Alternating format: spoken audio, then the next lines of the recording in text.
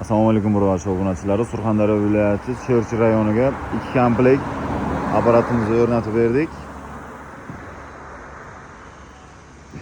2 komplekt apparatimiz, pult upravleniyaimiz bunaqa ko'rinishda bo'ladi.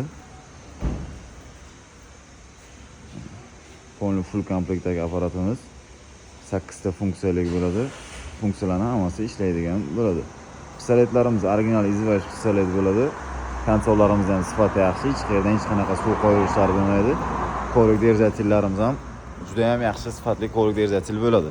Kovrikni ildirgandan keyin ham tushib ketadigan yoki keyinchalik ilmagini ushlamaydigan bo'lmaydi. Juda ham yaxshisidan qo'yilgan. Pistoletimiz ham original izvash germanskiy pistolet. Germanskiy original izvash pistolet qo'yilgan bunga. Shlankalari ham juda ham yaxshi 350 barga chidamli 2 qavatli shlanka bo'ladi. Pult upravleniyamizga vada, turbo vada, osmos shunga o'xshash funksiyalari bor. Funksiyalarning hammasi ishlaydigan, kupyura ham pulni qaytarmaydigan yaxshi funksiyadan bo'ladi. Hozir sizlarga bir motor turadigan xonamiz, bir texnik komitani ko'rsatib tushuntirib o'taman. Nima narsalar, qanaqa narsa qo'yilganligini. Texnik komitamiz shu ikkita boksning orqasida, motor turadigan joyi mana ikkita boksning orqasida bo'ladi. Bunda ham inverterlik varianti qo'yilgan. Inverterlik varianti skoroslari o'zgaruvchan bo'ladi.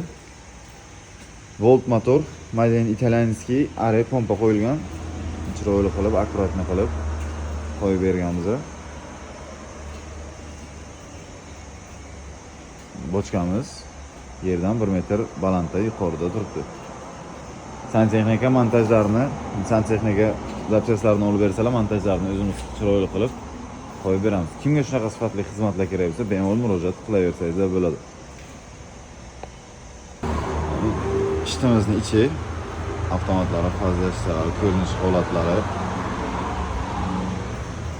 ekonomishlik qilib yig'ilgan bu ishtimiz.